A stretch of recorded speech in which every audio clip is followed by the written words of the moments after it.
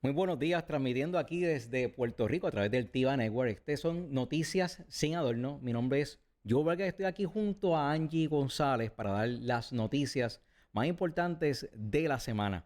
Tenemos en la primera noticia escalada geopolítica contra narcoterrorismo venezolano. Premio Nobel y cómo USA se ha preparado durante años para detener el narcoterrorismo en Latinoamérica. También tenemos masacres recientes en Puerto Rico y sus vínculos con grupos criminales en República Dominicana. Maltrato institucional contra adolescente impedida en Escuela de Artes Plásticas en San Juan.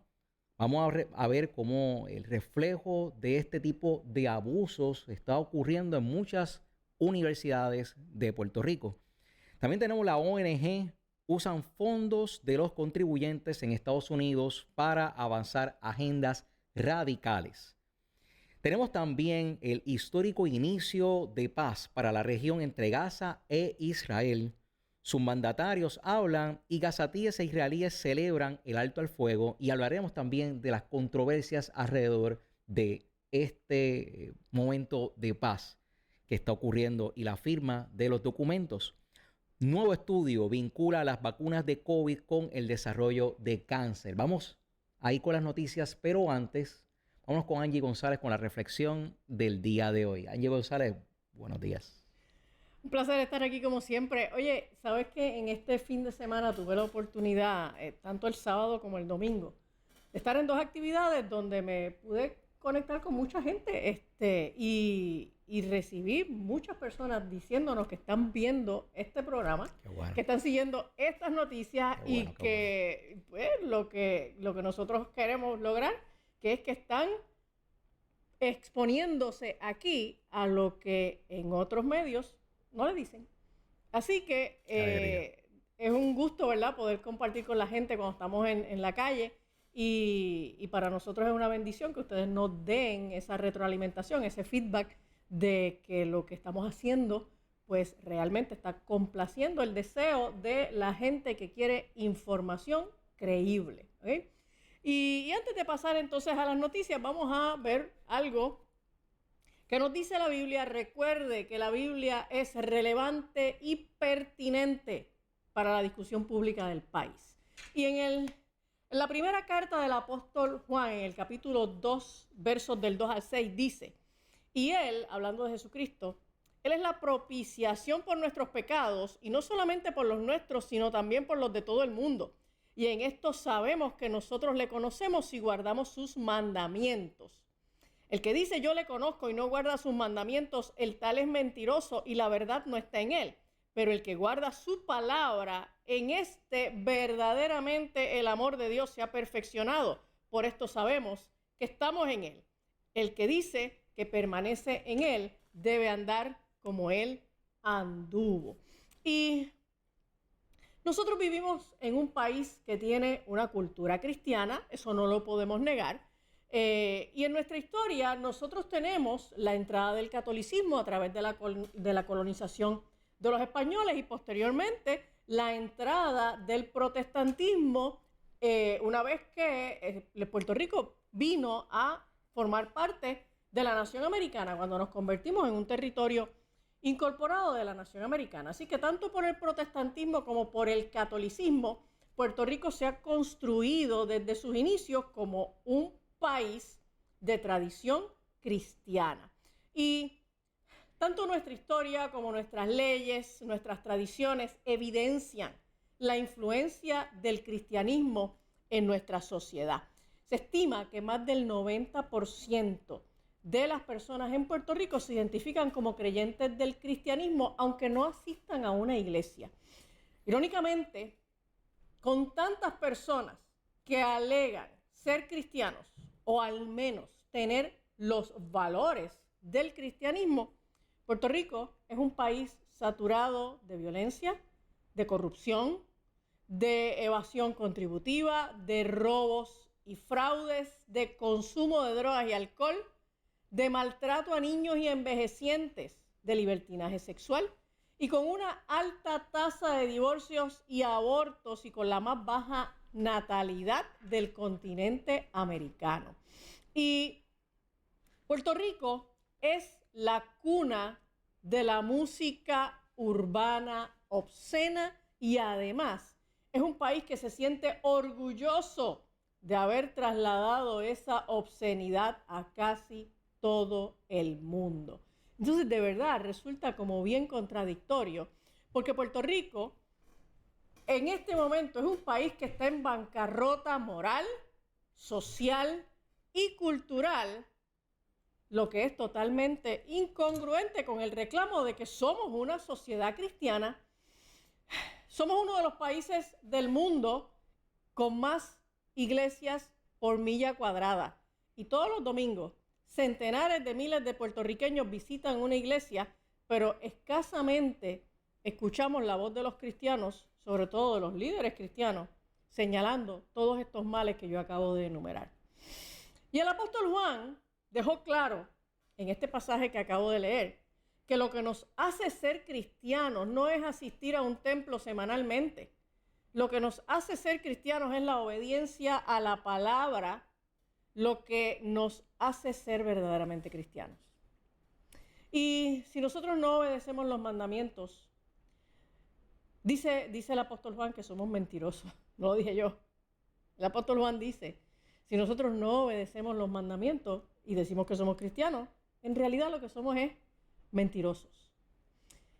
Este mismo Juan, en el Evangelio que él escribió en el capítulo 8, verso 31, dijo, si vosotros permaneciereis en mi palabra, seréis verdaderamente mis discípulos. Yo no puedo creer cómo un país que tiene tantas iglesias, tiene tantos líderes cristianos, tiene tantos cristianos, tantas emisoras de radio cristiana, tantos proyectos de acción social cristianos, en este momento, gracias a la ley que protege la libertad religiosa en Puerto Rico, tenga una apertura para impactar los niños y los jóvenes en las escuelas del país a través de mensajes positivos, a través de los mensajes de valores del cristianismo.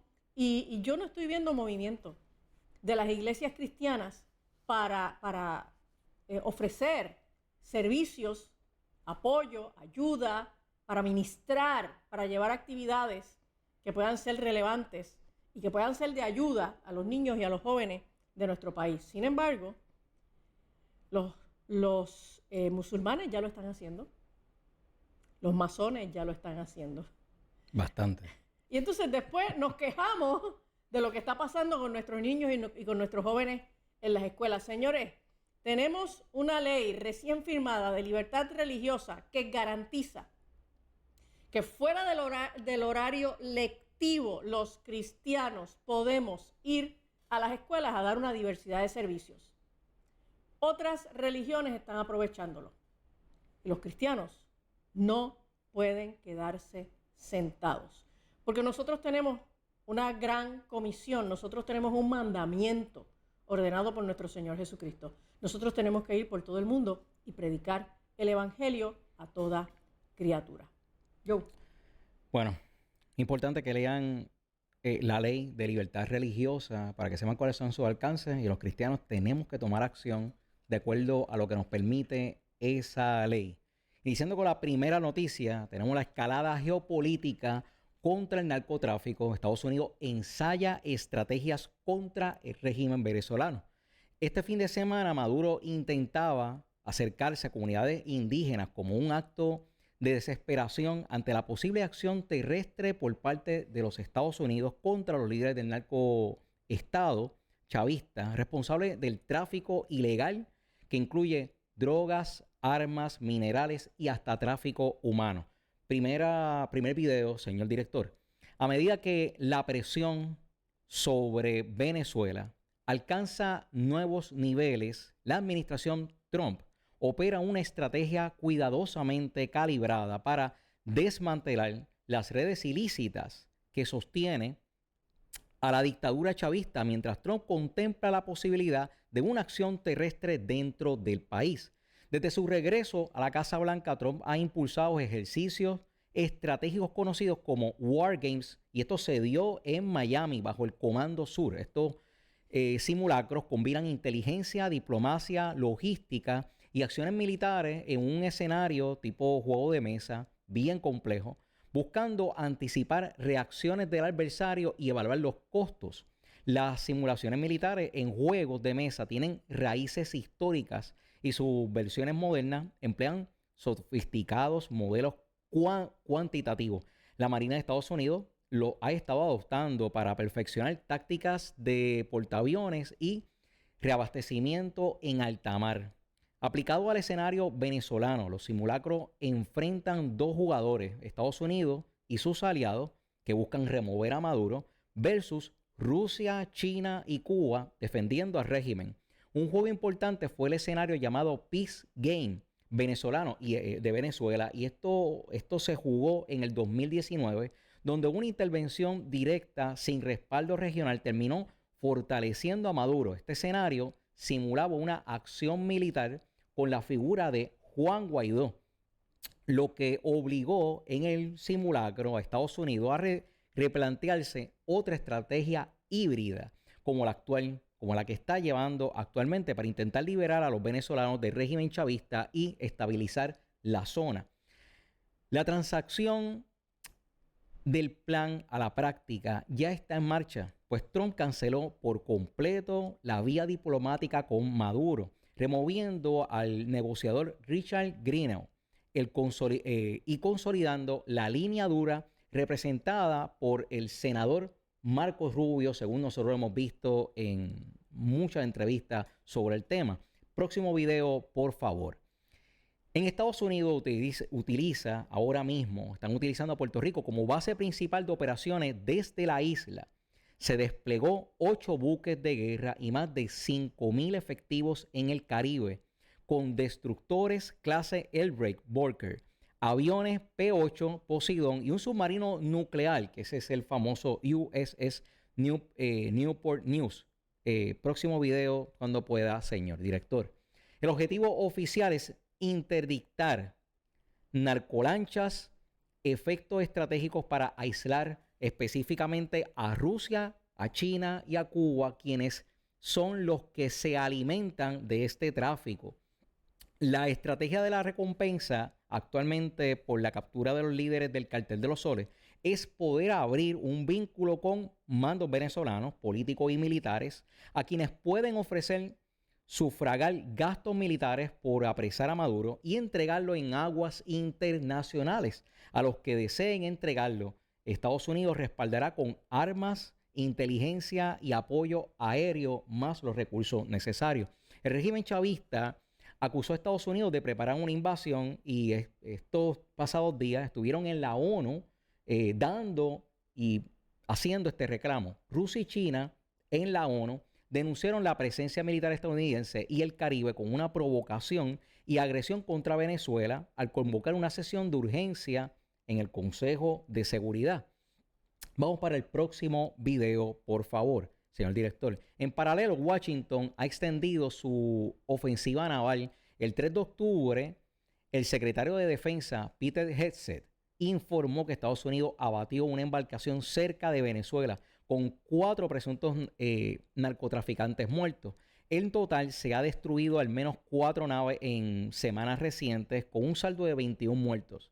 Trump afirmó que ya no queda embarcaciones de droga en el Caribe y que Estados Unidos va a explorar incursión terrestre como vía alternativa porque la droga continúa. El 2 de octubre, la Casa Blanca notificó al Congreso de Estados Unidos que está en un conflicto armado no internacional. Lo que está es con un conflicto contra los carteles, convirtiendo a sus miembros en combatientes ilegales bajo la doctrina de guerra. La fase 2, prevista contempla incursiones terrestres, movilizaciones de fuerza desde la costa a puntos estratégicos internos. También la otra parte de lo que ha estado llevando Estados Unidos es el apoyo al Premio Nobel de la Paz, ahora en el 2025, que se lo otorgó a María Corina Machado, no solo este movimiento reconoce su lucha democrática, sino que fortalece la narrativa opositora y legitima la presión internacional contra Maduro, la que es importante para liberar a las familias que están solicitando que se detenga el narcoestado y obviamente que se libere ellos, porque tanto la presión que tienen interna no los deja funcionar, como que es el catalizador, este régimen chavista, de que las familias tengan que irse. Ahora mismo, la combinación del despliegue naval, ataques selectivos, la ruptura diplomática y la amenaza explícita de incursiones terrestres crean un escenario límite para Nicolás Maduro, y esperando todos nosotros que esto termine pronto y de alguna manera puedan entonces apresar a todos los responsables del narcoestado venezolano, y obviamente también que puedan apresar de alguna forma a quienes lo están sosteniendo. Angie González. Bueno, en esa misma línea quiero hablar de una noticia que salió ayer en el periódico El Vocero. Y voy a leer, si producción tiene por favor esa imagen, voy a leer un poco de cómo empieza la noticia de El Vocero. Dice: varios de los casos de violencia extrema que entre el pasado martes y la madrugada de ayer domingo, o sea, la noticia pues es de ayer, así que es de anteayer domingo, cobraron cerca de una veintena de vidas, podrían estar vinculados a un grupo criminal conocido como los Sánchezes y también los Sánchez de la provincia de Samaná en República Dominicana, que opera como un brazo del cartel de los soles en Venezuela.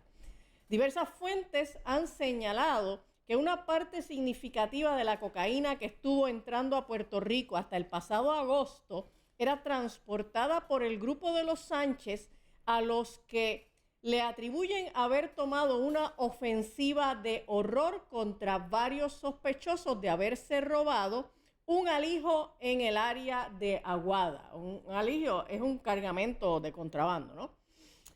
A su vez, el tráfico de lanchas contrabandistas ha mermado prácticamente a cero desde que el presidente Donald Trump ordenó a las Fuerzas Armadas atacar las embarcaciones al declararle la guerra a organizaciones narcoterroristas como el Cartel de los Soles. Dice la noticia del Vocero, obviamente es más largo que esto.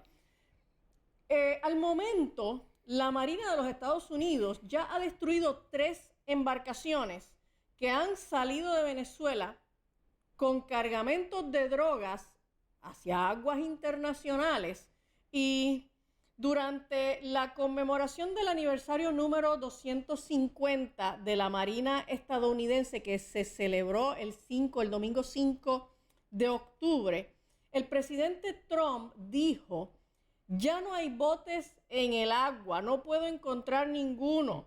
Estamos teniendo dificultades para encontrarlo. Oye, después que tú vas navegando y te cae, ¿verdad?, una bomba por ahí no del está cielo, pasando. pues obviamente pues ya tú dejas de hacer lo que estabas haciendo. Claro. Trump añadió que las operaciones han producido resultados que, en su criterio, justifican la continuidad de la campaña, o sea, de la campaña militar. Él dijo: cada uno de esos barcos es responsable de la muerte de 25,000 estadounidenses y de la destrucción de familias. Así que cuando lo piensas de esa manera, lo que estamos haciendo es un acto de bondad. Y yo sé que este comentario de Donald Trump tiene que ver con que obviamente la izquierda demócrata en los Estados Unidos, pero aquí en Puerto Rico también en las redes yo escucho estos comentarios de los demócratas de izquierda, de esos independentistas de grito de lares, de esos socialistas de cartón que están por ahí, ¿verdad?, todo el tiempo hablando por las redes y por los medios, pues hablando de que la Marina norteamericana y Donald Trump están asesinando a unas personas que los ven en una lanchita, Pobrecito. y sin hacer ninguna investigación y sin concederles el debido proceso de ley, los ejecutan en aguas internacionales. ¿Okay? Y señores, esta gente, estas 3 lanchas que han atravesado aguas internacionales en horas de la noche y de la madrugada, y que son lanchas clandestinas que transportan empaques grandes a toda velocidad, no están trasladando Pampers. ¿Ok? Estos son embarcaciones llenas de droga. El otro día alguien por las redes me preguntaba, ay, ¿cómo tú lo sabes? ¿Cómo? Si no ocuparon la embarcación y no revisaron lo que había ahí adentro. ¿Usted se cree que lo que ellos transportaban era harina de maíz? O sea, la realidad es que en este momento toda esa zona está bajo vigilancia tecnológica por satélite. Y a más de 500,000 metros de altura, usted tiene un satélite que puede ver aquí en la Tierra con la precisión de 1 metro cuadrado. ¿Ok? Así que cuando la Marina estadounidense lanza un bombardeo contra una embarcación como esta, con la precisión de enviar un solo misil, y con ese misil destruir esa embarcación, ellos hace rato vienen monitoreando esa embarcación, la estuvieron monitoreando desde que estaba siendo cargada con los cargamentos de droga y la destruyeron. ¿Y cuál es el resultado que está ocurriendo entonces en este momento? En este momento, ante la escasez de la droga para los destinos habituales, y Puerto Rico es un punto de transporte de droga para muchos lugares del mundo, pues la droga no está llegando. Y entonces el problema es que si la droga no llega, eso no es problema de los que la están esperando. Los que la tienen que sacar de Venezuela tienen el compromiso con sus vidas de poner esa droga en el destino correcto. Y entonces ahí se empiezan a dar unas dinámicas dentro del narcotráfico donde entonces se te cobra tu incompetencia o una traición o se roban embarques de drogas para poder cumplir con otras personas y entonces eso se paga con la vida. Estas ejecuciones que nosotros hemos estado viendo en las pasadas semanas, que no forman parte del estilo habitual de ejecución que nosotros vemos tradicionalmente con el narcotráfico, porque ahora lo que estamos viendo es que nos dejan los cuerpos con señales de tortura. ¿Ok? Y nosotros los puertorriqueños nos escandalizamos. Señores, eso es lo que cuando usted abre un periódico en México, usted lo ve todos los días. Todos los días en México usted puede ver 30 personas en un fin de semana que los ejecutan de esa manera. Eso es lo que usted ve cuando usted abre un periódico en Colombia. ¿Ok? Por lo tanto, señores, deje de tratar de tapar el cielo con la mano. Venezuela existe y el socialismo latinoamericano existe sostenido por el narcotráfico. Y una buena parte del Partido Demócrata y del izquierdismo en Estados Unidos existe sostenido por el narcotráfico. Y esto tiene que terminar porque mientras los narcos viven en extraordinarias mansiones dándose la vida de las más grandes élites, nuestros jóvenes están siendo asesinados, están siendo torturados en las calles y mueren adictos y se destruyen familias. El narcotráfico hay que atacarlo. Esto es una guerra contra el narcotráfico y el derecho internacional le concede al presidente de los Estados Unidos el que tome las acciones que está tomando en este momento.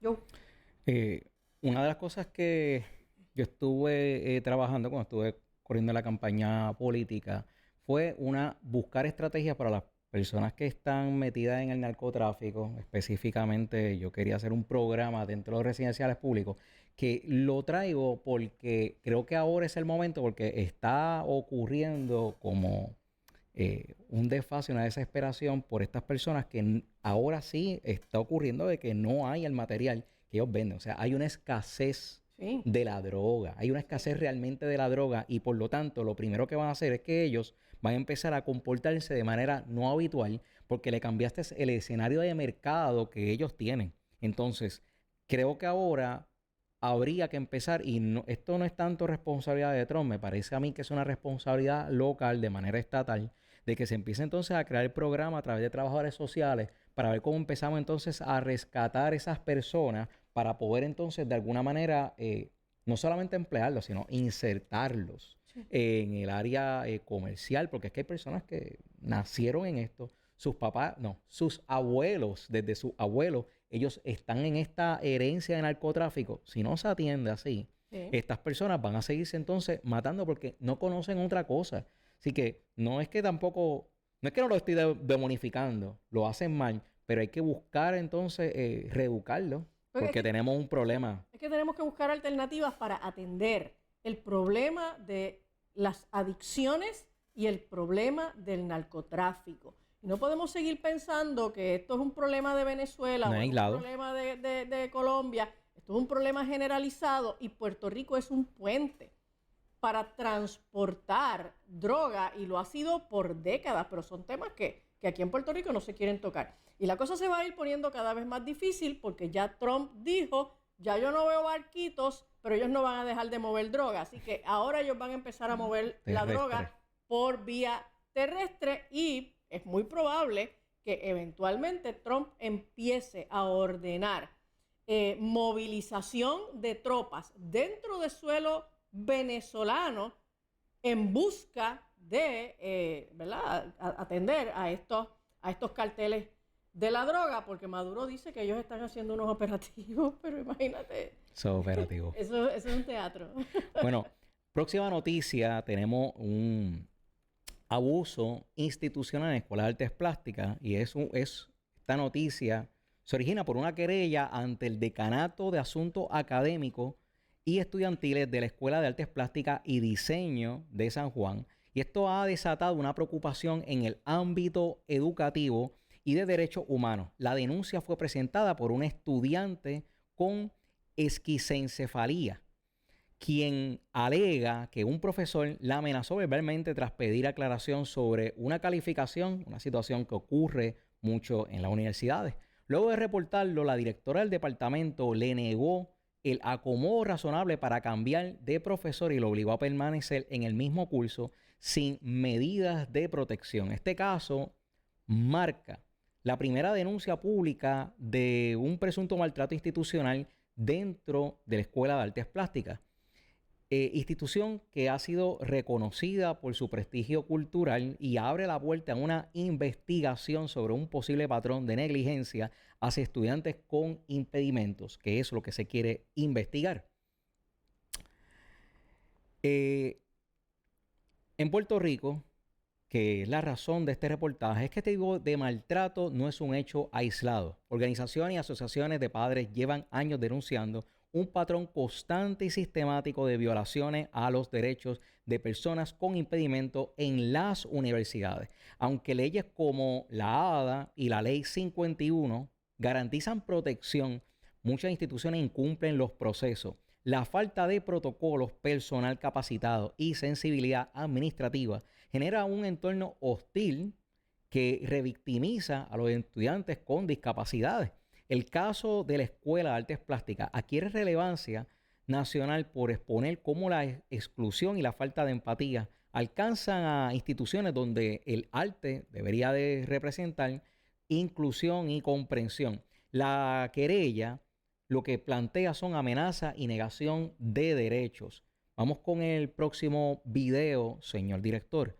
Según el documento, la estudiante de primer semestre de imagen y movimiento pidió aclaración por 3 trabajos de nota C. El profesor le respondió que podía bajarle más la nota si quería. La joven solicitó un cambio de sección pero la administración negó su petición, pese a que existía otro profesor disponible en ese mismo horario, ese mismo día. Pero aún la Escuela de Artes Plásticas envió una carta advirtiendo posibles sanciones, incluida la baja automática si no asistía a clases con el profesor que estaban denunciando. Ante esta situación, el padre del estudiante envió una carta formal a la decana académica denunciando, y estos son acusaciones graves, pero que describen el caso, falta de transparencia y posible encubrimiento administrativo por parte de la institución que habría incumplido sus derechos legales de protección al estudiante con impedimento. La oficina del procurador de personas con impedimento tiene la obligación de intervenir de manera inmediata en casos de discrimen, abuso o negación de acomodo razonable, como es este caso. Según el vocero, el procurador puede investigar, mediar y emitir recomendaciones vinculantes a este caso. Por eso, organizaciones de derechos humanos piden su intervención inmediata para determinar qué está ocurriendo, qué se violó, si hay alguna ley que se haya violado, tanto leyes estatales como leyes federales, y si existe un patrón administrativo de maltrato en esa institución. Ahora, hay un impacto general y es que el daño trasciende la parte académica. Para personas con impedimentos, el arte es también terapia y expresión social. Negar apoyo y acomodo es silenciar la voz artística de estos estudiantes. Si esta práctica continúa, y estamos hablando en todas las universidades, Puerto Rico corre riesgo de excluir a una generación de artistas y de profesionales con nuevas visiones sobre la condición humana, atentando tanto el patrimonio cultural como el área profesional. Los padres radicaron, además de esa querella en la institución, una querella en la policía, pues el incidente podría constituir violación al artículo 241 del Código Penal, que esto viene siendo lo que nosotros conocemos como alteración a la paz, y el artículo 280, encubrimiento de delitos por funcionarios públicos. Defensores de los derechos parentales advierten que la combinación del discrimen, amenaza y negligencia podría tener implicaciones legales mayores. La manera de concluir esta noticia, y esto es una exhortación a los padres, es romper el silencio. Este caso podría ser el inicio de un cambio estructural, si lo vemos de la manera positiva, porque se ha hecho público lo que está pasando alegadamente allí en la Escuela de Artes Plásticas de Puerto Rico en San Juan. Lo que se está exigiendo y se pide es al procurador de las personas con impedimentos crear un protocolo universitario que facilite la presentación e investigación de querellas y la capacitación institucional para que se respeten los derechos a las personas con impedimentos. La familia de la estudiante busca justicia, pero también visibilizar un problema colectivo, el maltrato hacia estudiantes con impedimentos constante, sistemático, que está siendo silenciado porque no se le da espacio a esto que aparentemente ocurre semanalmente, decenas y decenas de casos donde no se cumplen acomodos razonables. El llamado final sería que la institución, en este caso la Escuela de Artes Plásticas, acepte el acomodo razonable solicitado, proteja al estudiante y que garantice que nunca más una persona vulnerable sea expuesta a un ambiente hostil dentro de una institución educativa en Puerto Rico. Cosa importante es que reconocemos también de que estas personas con impedimentos, como este caso que tiene impedimento en área cognitiva, requieren de la asistencia de sus padres. Así que los padres que me están escuchando tienen que tomar entonces cartas en el asunto para poder visibilizar lo que sea que esté pasando en otras instituciones, porque aunque personalmente conozco los casos, muchos casos no se hacen públicos. Recuerda que las vías son hacer querellas formales dentro de la institución educativa, en este caso universitaria, donde está el estudiante, y si esto no ocurre, pues entonces tienes que ir al procurador del paciente y hacer querellas en la policía. Esperamos que la Escuela de Artes Plásticas en San Juan solucione este problema, se haga justicia y puedan proteger entonces los derechos del estudiante. Angie González. Oye, en estos días me encontré con unas vistas que ocurrieron en la Cámara de Representantes Federal. Esto fue en junio, pero yo no las había visto y me resultaron muy interesantes y las quiero compartir con nuestros televidentes porque es uno de los temas que nosotros hemos seguido aquí con alguna frecuencia. Y son unas audiencias en la Cámara de Representantes Federal sobre los fondos de las organizaciones no gubernamentales financiadas con dineros de los contribuyentes para avanzar agendas radicales. Si producción tiene por ahí una imagen, este es el encabezado de la página que usted encuentra a través de house.gov, y ahí usted va a encontrar esas vistas, y va a haber mucha información sobre ella, porque obviamente fueron unas vistas bien largas y yo no puedo cubrirlas por completo. Esto fue el 4 de junio de 2025. Y esto fue el subcomité sobre la eficiencia gubernamental, el DOGE, que celebró una audiencia titulada Fondos Públicos, Agendas Privadas, las ONGs fuera de control. Y en la audiencia los miembros y testigos expusieron los vínculos que unen a organizaciones no gubernamentales de izquierda, a funcionarios demócratas electos y nombrados y a burócratas que redactan subvenciones y contratos. Los demócratas radicales, dice la página de house.gov, los demócratas radicales han canalizado miles de millones de dólares de los contribuyentes a ONGs para promover políticas destructivas como fronteras abiertas y la estafa del Green New Deal, todo mientras llenan los bolsillos de sus amigos y aliados. Los miembros y testigos coincidieron en que los fondos discrecionales de las ONGs financiados con dinero de los contribuyentes deben cerrarse para evitar el desperdicio y el abuso de esos recursos públicos. Y en los puntos más importantes que se levantaron en esas vistas, hay básicamente 3 que quiero compartir con ustedes. Lo primero es que los demócratas radicales de izquierda han financiado organizaciones no gubernamentales para promover su agenda destructiva, agendas de género, agendas climáticas, agendas energéticas, etcétera, a expensas de los contribuyentes estadounidenses. O sea, esto es algo que está pasando hace ya mucho tiempo a través principalmente del gobierno demócrata cuando está de turno. ¿Okay?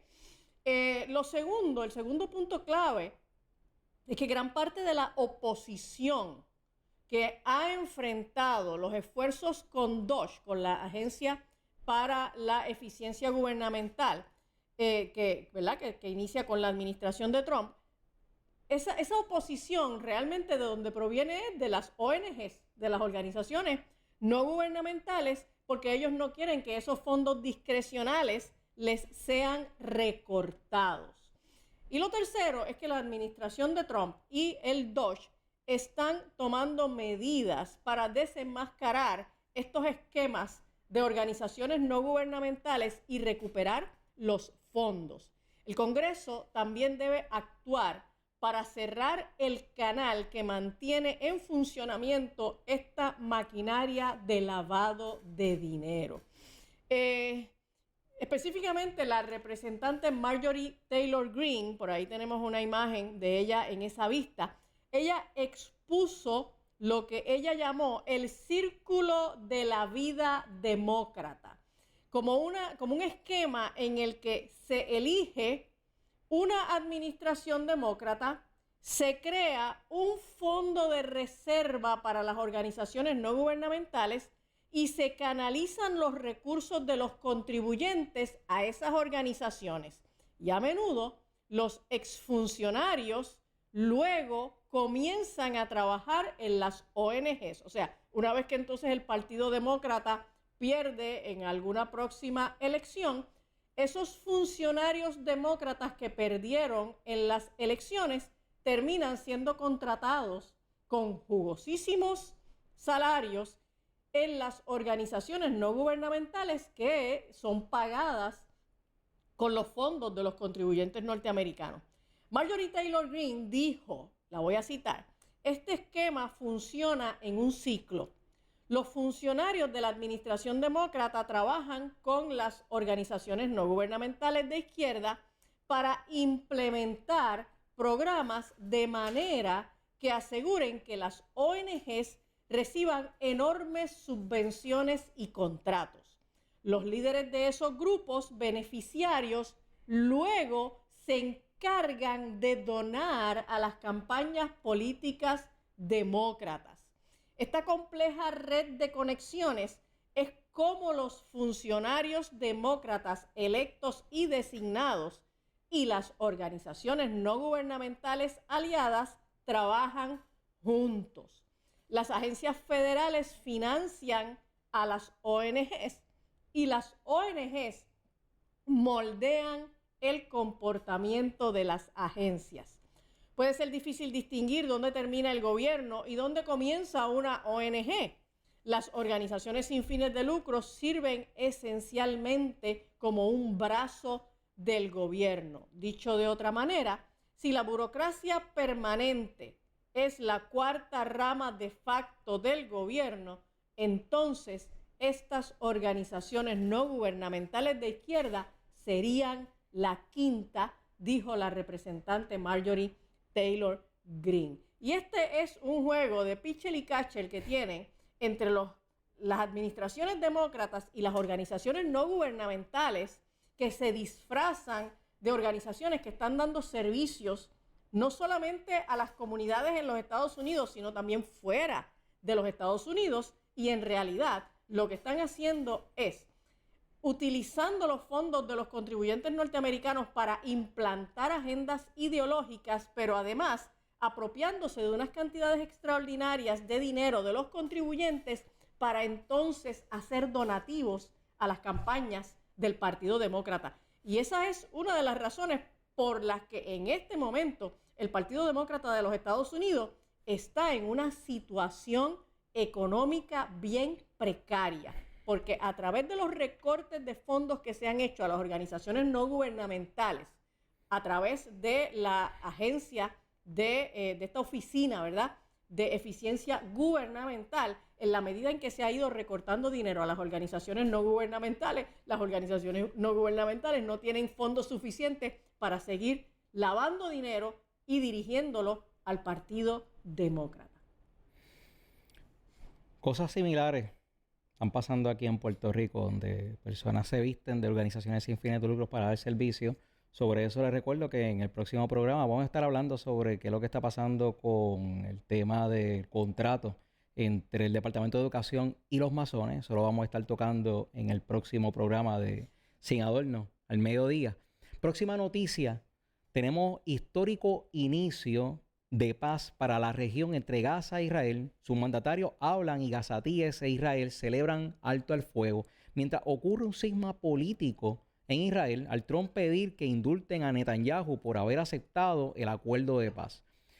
El 13 de octubre en Egipto se materializó el plan de paz de Gaza del 2025, un ambicioso proyecto diplomático impulsado por Estados Unidos y liderado por el presidente Donald Trump. El acuerdo propone el fin de las hostilidades entre Israel y Hamás, el intercambio de rehenes y prisioneros y la retirada progresiva de las fuerzas israelíes de la Franja de Gaza. Pueden continuar con el video, señor director. La firma no significa un cese al fuego. La firma es un acuerdo de paz donde las partes dan por terminada la guerra entre ellos, y así lo dijeron sorpresivamente los líderes de Hamás ante la prensa. Para muchos este pacto representa un momento histórico, una oportunidad tangible para cerrar uno de los capítulos más violentos del siglo XXI, gracias a las estrategias de negociación del presidente de los Estados Unidos, que sin la intervención de Trump esto no hubiera ocurrido. En las calles de Gaza la notificación fue recibida con lágrimas de alivio por la familia, y familias enteras marcadas por años de guerra celebraban con la esperanza de que por primera vez en décadas podrían dormir sin el sonido de los misiles sobre sus techos. Sin embargo, la euforia inicial se vio ensombrecida rápidamente, porque a pesar de que se firmó el acuerdo de paz, las fuerzas israelíes mantuvieron bombardeos intermitentes durante un día y medio, causando nuevas víctimas civiles y sembrando dudas sobre el verdadero alcance del cese al fuego. Detrás del acuerdo se esconde un complejo entramado político, donde la diplomacia, la estrategia militar y los intereses personales de los líderes israelíes y estadounidenses pudieran estar entrelazados. También los líderes de Hamas. La cronología inicia cuando el 10 de octubre hubieron unos ataques, muertos civiles y las diferentes reacciones. Y es que cuando nos movemos al 29 de septiembre, Trump presentó un plan de 20 puntos para Gaza, estableciendo un plazo hasta el 5 de octubre para que ambas partes la aceptaran, Israel y Hamas. El 3 de octubre, Trump logra que Hamas declarara estar dispuesta a liderar rehenes y transferir la administración civil de Gaza a un gobierno tecnócrata, aunque sin comprometerse a un desarme inmediato, siendo este uno de los grandes logros de Trump al lograr llegar a un acuerdo con un gobierno terrorista desarticulado como lo es Hamas. El 9 de octubre, en Egipto, Israel y Hamas firman la fase preliminar del alto el fuego. El 10 de octubre, el acuerdo entra en vigor, pero aquí es que viene la parte que es la controversia. Según múltiples reportes y lo que se vio que estaba pasando en Gaza, unidades israelíes continuaron operaciones militares en el norte de Gaza bajo el argumento de eliminar remanentes de Hamas, pero en áreas donde no habían áreas militares. Los ataques lo que impactaron fueron a zonas residenciales y campos de refugiados como Jabaliá y Beit Anoun. Entre el 10 al 13 de octubre se registraron un total de 187 muertes civiles, incluyendo mujeres y niños. Un dron israelí destruyó un edificio residencial completo, dejando múltiples infantes muertos. En los hospitales, los médicos estaban trabajando sin descanso bajo los escombros. La prensa internacional documentó escenas que contrastaban con eso que estaban documentando en el área política en Gaza. El 13 de octubre, Hamas completó la liberación de 20 rehenes israelíes que mantenía con vida. Israel liberó cerca de 1.900 prisioneros palestinos. Trump viajó a Jerusalén y pronunció un discurso ante lo que se llama el Knesset, que esto viene siendo la legislatura de Israel, pidiendo al presidente Isaac Herzog que concediera un indulto a Benjamín Netanyahu. Legisladores opositores presentaron con pancartas y abandonaron el hemiciclo, denunciando que el indulto formaba parte de un pacto político encubierto. Finalmente, en Egipto se firmó de manera oficial el pacto que se titula Shem el-Sheikh con la presencia de la delegación de 30 países comprometidos con esta negociación de Trump. El logro histórico y la celebración de Gaza las podemos ver en las calles. Se llenaron de personas ondeando las banderas palestinas, gritando, y para muchos el silencio del cielo ya es una victoria para ellos. Sin embargo, familias enteras han desaparecido, los hospitales están saturados y la infraestructura sanitaria está devastada. Organizaciones internacionales estiman que más de 67,000 palestinos han muerto durante los 2 años de guerra. La alegría se está mezclando obviamente con la desconfianza, pero todavía algo de esperanza. Tenemos más imágenes en el mismo video, señor director, el video anterior. Trump, por su parte, ha sido valorado como el gran mediador del Oriente. En su discurso afirmó que la paz es el único legado que puede redimir a una generación de líderes fracasados, pero hubo opositores a su argumento en la legislatura. Datos claves del acuerdo en contexto, para que sepan qué es lo que se ha firmado, es que el Plan Gaza contempla el cese inmediato de hostilidades, intercambio recíproco de rehenes y prisioneros, que esto ha tenido una cobertura muy grande, tanto en el área de Gaza como en el área de Israel, la retirada escalonada de las tropas israelíes. Cabe señalar que ahora mismo Israel sí cesó los ataques, así que por lo tanto no hay sonido en el aire como tenía amenaza a la familia.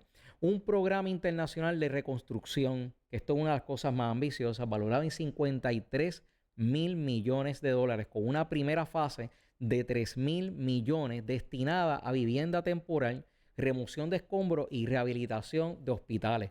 Según fuentes diplomáticas, Estados Unidos utilizó inteligencia satelital para poder localizar todas las áreas que estaba Hamas debajo de la tierra y por lo tanto pudo hacerles las presiones necesarias para que supieran que ellos no tenían forma de ganar esta guerra, porque lamentablemente la posición de Hamas es ellos seguir presionando a cuesta del sufrimiento de los asesinatos del pueblo.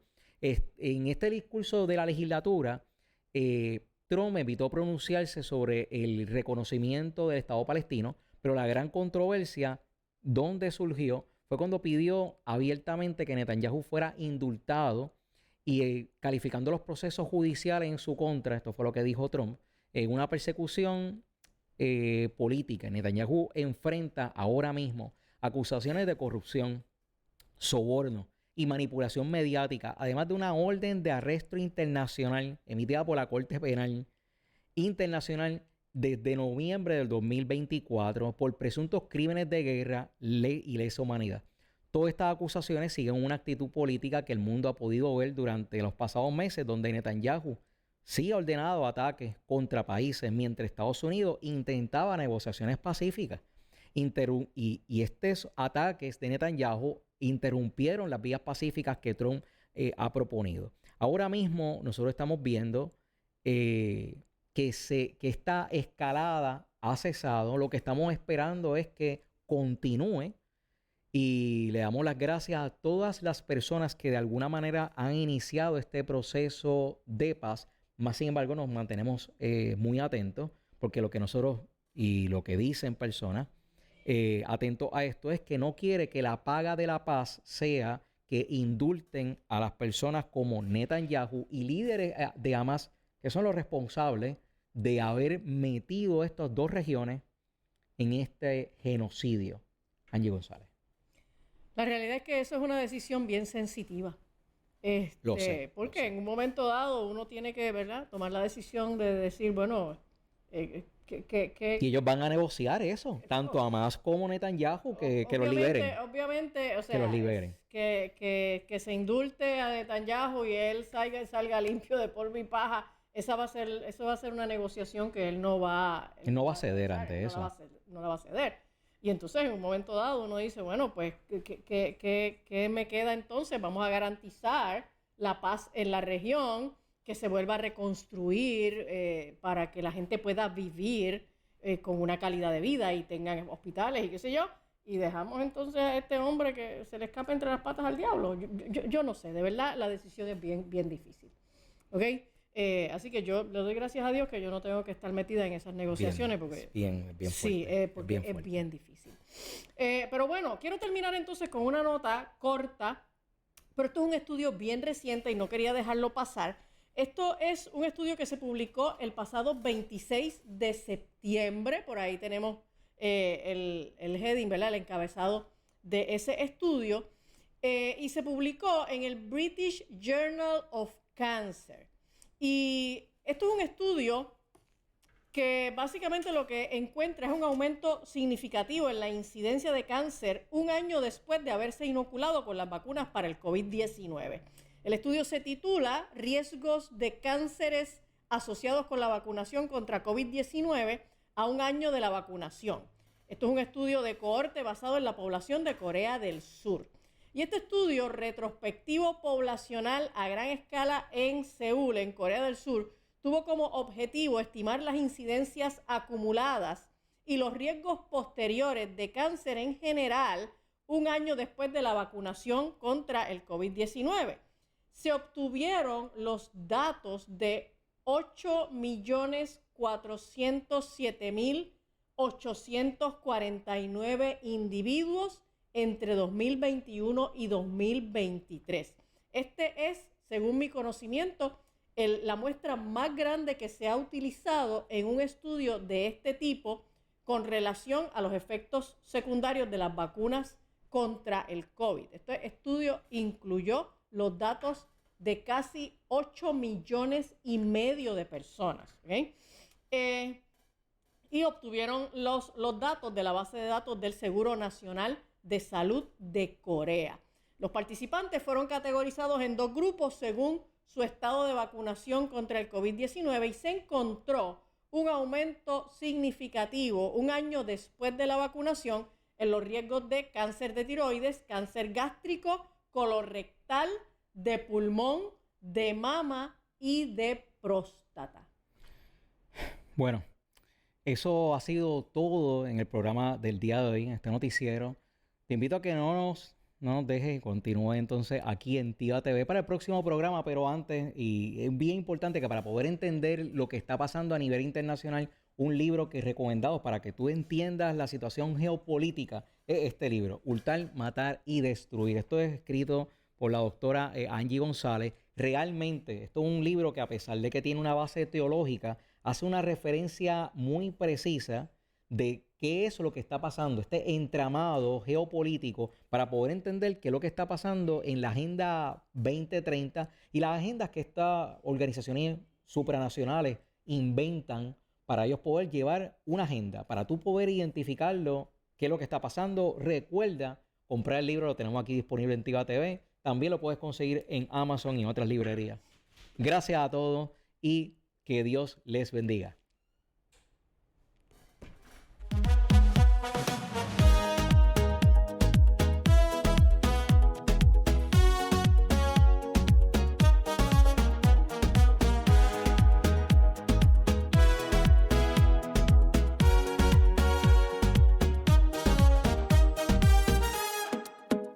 Ciudadanos.